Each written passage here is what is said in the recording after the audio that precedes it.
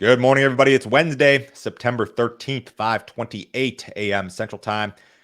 Grain markets mixed this morning. December corn futures up 3 3/4 at 480 and a quarter. November soybeans down 2 at 1344 and a half. December Chicago wheat up 10 cents at 597 and a quarter last. December Kansas City wheat up 9 at 739 and 3/4. December spring wheat up 6 3/4 at 785 and 3/4. We had a USDA report yesterday. Why don't we start there? So, USDA increased its estimate for this year's U.S. corn crop, while the national yield estimate was reduced to 173.8 bushels per acre. An increase in acreage resulted in a larger crop estimate compared to last month. Amid FSA data released in August, the USDA increased estimates for both planted and harvested corn acreage by 800,000. The U.S. crop estimate of 15.133 billion bushels would be the second largest on record, behind only 2016, when U.S. farmers grew 15.148 billion bushels of corn. So, by all definitions, this is a monster crop. This is the second largest corn crop. If realized, this would be the second largest corn crop the U.S. has ever produced, just fractionally lower than 2016. In 2016, we had slightly lighter acres. We had 94 million planted acres, but we yielded 174.6 in 2016, which is better than this year. So, and that was above trend at the time in 2016. So, second biggest corn crop on record. And just imagine how big it would have been had we had trend yields.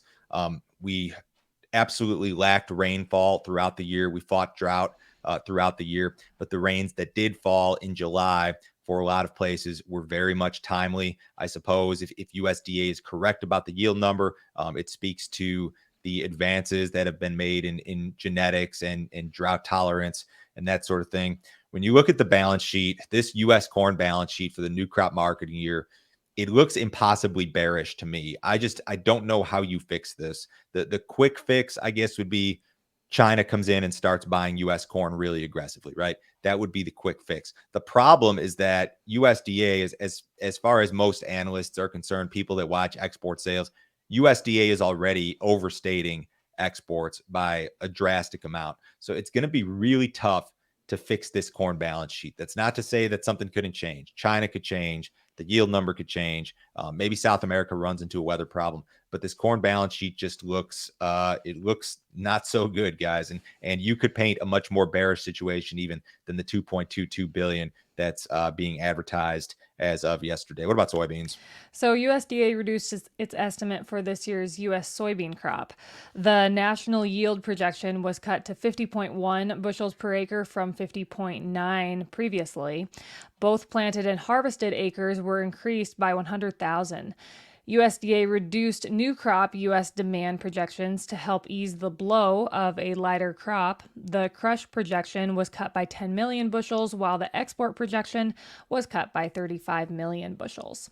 I don't like or necessarily agree with what USDA did on the crush projection here. So they cut their projection for new crop soybean demand via domestic processors. We know we've got expanding crush capacity. We've got new plants. We've got some of the best crush margins we've ever seen. And we know that we're going to have export problems potentially because of this river issue. We'll get to that in a second. But I don't necessarily agree with the crush deal here. I know it's early, but I feel like we should be um, uh, I don't see the justification for a lower number, put it that way. So this soybean balance sheet, whereas the corn balance sheet looks like impossibly bearish to me, the soybean balance sheet looks really, really tight and could get dangerously tight if the right things happen. And it really wouldn't take much. I mean, South American weather issue, some additional exports, you name it, it could get really, really tight, really, really fast. A lot of this goes back to my longstanding theory or idea that the market screwed up last winter and into this spring. The market should have bought more soybean acres. It bought too many corn acres.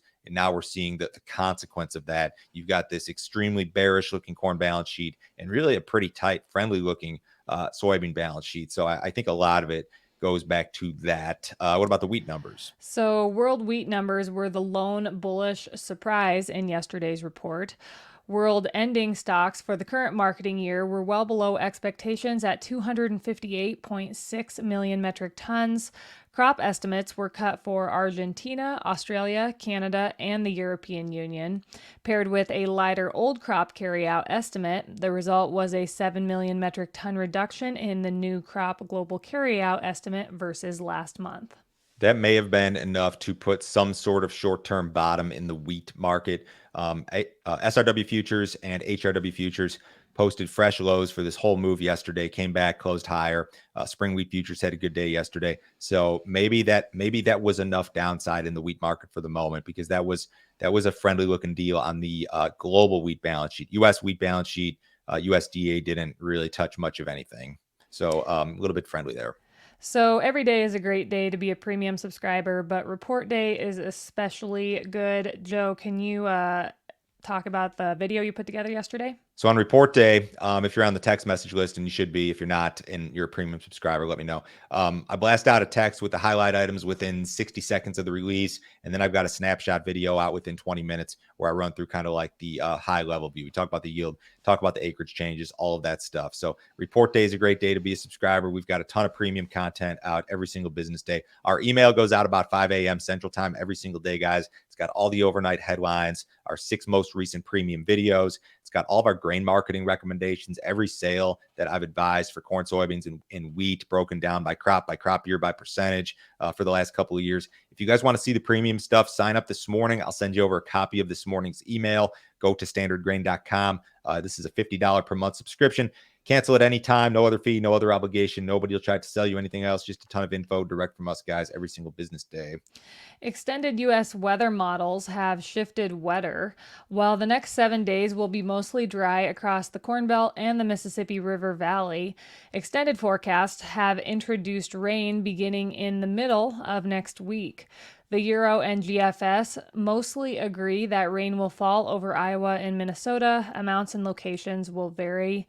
The extended GFS through September 26th offers additional rain for the western side of the Mississippi River Valley. So some potential relief here for the river. This is a situation where rain may actually be friendly to the market, because it may result in reduced barge rates, which could result in U.S. corn and soybeans being more competitive at the Gulf on the export market.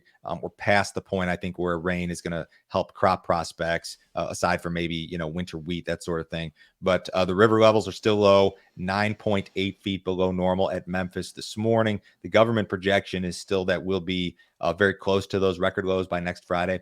But if this forecast is reality, and keep in mind, you're talking a period that's 8-9 days out, it may not be right, but the models are starting to kind of agree here that, yeah, we do have some rain in the forecast, and that would be absolutely positive in terms of export prospects this time of year in particular. We could really use some improvement on this river. The USDA will help ethanol qualify for aviation fuel subsidies. The agency will spend up to $400,000 to adjust a federal greenhouse gas emissions model. The adjustment will allow ethanol used in the production of sustainable aviation fuel to be eligible for subsidies. The modification is expected to be complete by the end of the year, and the Treasury Department is anticipated to make a final decision on the modeling issue and who qualifies for subsidies by December. $400,000. Mackenzie, I read what you wrote this morning, and I had to go and double check it because I thought it was wrong. I was like, when does the government spend $400,000 on anything? Everything you see the government spend money on now is marked in billions or trillions, right? 400,000. I mean, in any case, so they're trying to change this model so that SAF can qualify for all of these subsidies and tax kickbacks, whatever. So this would absolutely be positive. We've got some pending news from the Treasury Department, which has been delayed now until December. But this is one of those things that could help to maybe solve, again, that impossibly bearish U.S. corn balance sheet. I just don't know if it's going to be enough to solve it this year, but step in the right direction. Oil prices hit a new high for the year on Tuesday. West Texas Intermediate ended the day just over $89 per barrel, and Brent crude settled over $92 per barrel. According to OPEC, there will be a shortfall of 3 million barrels per day in the fourth quarter. With global demand increasing, some analysts believe oil could reach over $100 per barrel. Yeah, looking at the chart, I think you could easily trade 100 in WTI. So the peak following Russia Ukraine was 130 in spot month futures, and we've rebounded here. May of last year, we bottomed out around 63 bucks, and now we're trading closer to 90 this morning. So we've got a big recovery. Looks like kind of a breakout on the charts. Looks like that was a bottoming action last year, which took a long time. It took several months to form a bottom, but crude looks awfully strong. Generally speaking, I would say this is, maybe a friendly-ish type item for commodities in general, but it feels to me like right here and now, commodities are kind of doing their own thing, commodity by commodity. Corn prices are down because the fundamentals suck, right? Crude prices are rallying because we've got production cuts. It's not like the first half of 22 where everything moved together. We're in kind of a different environment now. Traders expect an increased inflation print later this morning. Consumer prices are expected to rise 0.6% in August, the largest increase in 14 months. The increase is attributed to higher oil prices. Increased oil prices have the potential to cause inflation to climb to 3.6% in August, up from 3.2% in July. If energy is not factored into the equation, inflation does seem to be slowing in most parts of the economy. Many economists believe inflation will continue to slow and the Federal Reserve will hold rates steady. The CPI report will be released here this morning at 7:30 Central Time. Yeah, it would be cool if energy prices didn't factor into your own personal inflation calculation, but we all drive for the most part. In any case, this is not, you're not close to the Fed's. You're getting close in some of their gauges to their 2% target, but the general trajectory here, this is all a big deal when it comes to interest rates, is higher for longer. And people were talking at one point rate cuts like this year, and now people were talking, oh, maybe they cut rates next year, but I don't know. I think higher for longer. I wouldn't expect a big cut in rates anytime soon. Cattle were mixed yesterday. Yep, they sure were. Feeder cattle ranged from 90 cents lower to 80 cents higher. Live cattle were 10 cents lower to 40 cents higher. Box beef had another down day. Choice ended the day at 308.03. That was down $2.08. Select ended the day at 283.78. That was down a buck 66. Quiet day, but it's still holding together awfully well. U.S. dollars about flat this morning. Stocks are off just a little bit ahead of that CPI print. Crude oil is up 50 cents, 89.34 in the October WTI. Everybody have a great day today. We'll talk to you Thursday.